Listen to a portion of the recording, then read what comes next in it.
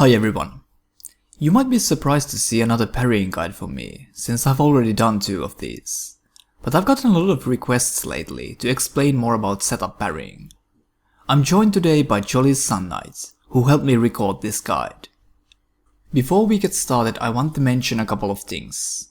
If my explanation isn't clear enough on this video on how to set up parry each of these attacks, keep an eye out on the controller visual on the bottom right corner, so you will see exactly when you should push the parry button.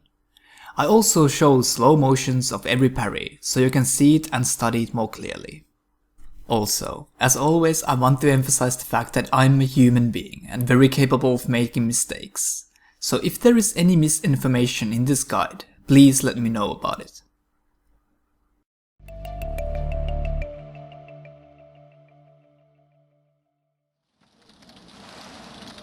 Setup parrying is setting your opponent vulnerable to parry by blocking his or her hits and then parrying the following attack. There are several ways to bait your opponent on doing this, but in this video we are focusing on how to do the setup parry from blocking. Everything from small shields to medium shields to weapon with fast parry animations are viable for setup parrying. But keep in mind that especially when setup parrying heavy weapons or weapons that can only be parried after the second hit to your block are very risky to do with parrying tools that have low stability, since you will run out of stamina and get card crushed very easily.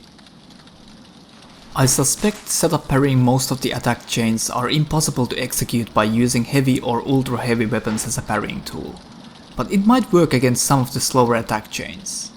I didn't test this though, so I cannot confirm it. Note that some of these timings might slightly differ, since not all opponents spam their attacks quite as fast. Jolly said he spammed attack as fast as he possibly could, so in real situations parrying some of these attack chains might be a bit more forgiving timing wise. You see me tap a parry button usually few times instead of just once. This is just because blocking attacks causes a small time block stun, which prevents you to lower your shield or parry. So I'm just making sure that the parry comes out as soon as the block stun time has ended. Against some of the heavier weapons like greatswords, it is quite a bit easier to get parry out in time if you are as far away from your opponent as possible, parrying the very tip of the weapon.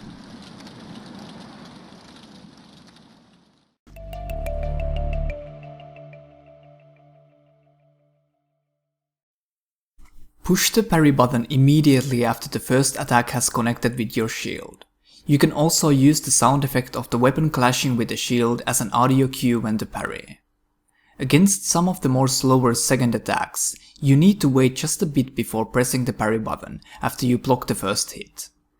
Keep an eye on the controller visual to get the exact timing down.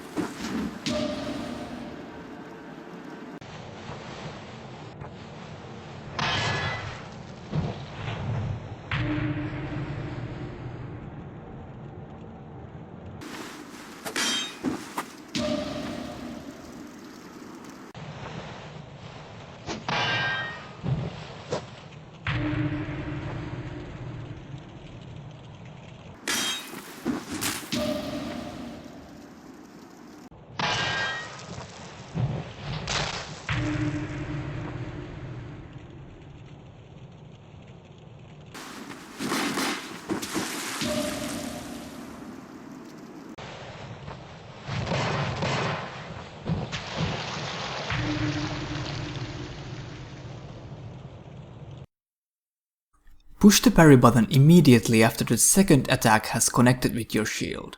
Again, you can also use the sound effect of the weapon clashing with the shield as an audio cue when to parry.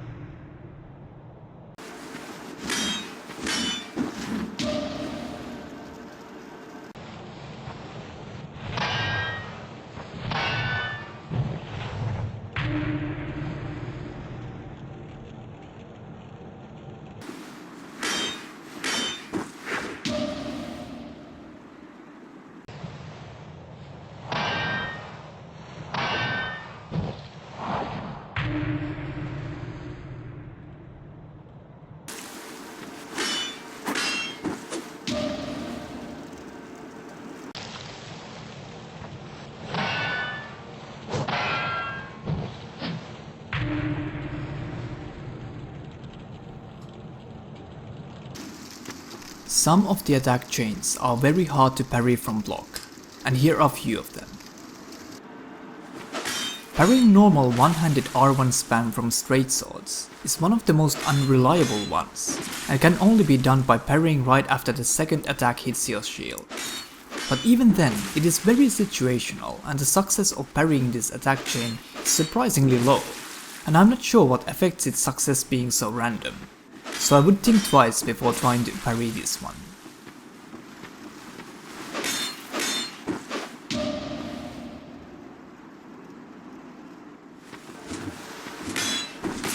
It seems that it's quite impossible to parry two-handed R1 spam from axe-type weapons when blocking. Lance-type weapons R2s have too much pushback for it to be able to be set up parried from a block. Rapier R1 spam seems to be one of those parries that is particularly hard to land from blocking, and only happens very randomly to me. Dagger type R1 spam seems to be impossible to set up parry from blocking. If you run against a weapon that is particularly hard or impossible to set up parry from a block, you can use the handy trick I introduced earlier in my other parrying guide, back hop parry. To perform this trick you need to back hop evade your opponent's first attack instead of blocking it, and parry after that. It really works like a charm, but some amount of ADP is recommended for more comfortable window for backstabbing. You can find more info about back hop parry by clicking on the screen now. I will also add a link to description about the Reddit post that shows which attacks can or cannot be parried. Don't forget to share your own tips about setup parrying in the comment section, and your tip might be added as an annotation here in the end of the video, so future viewers can have more information that I might have missed. Hopefully this guide on setup parrying was helpful for some of you, and I want to once again thank Jolly for patiently assisting me with the recordings. See you in Drang Lake. Take care.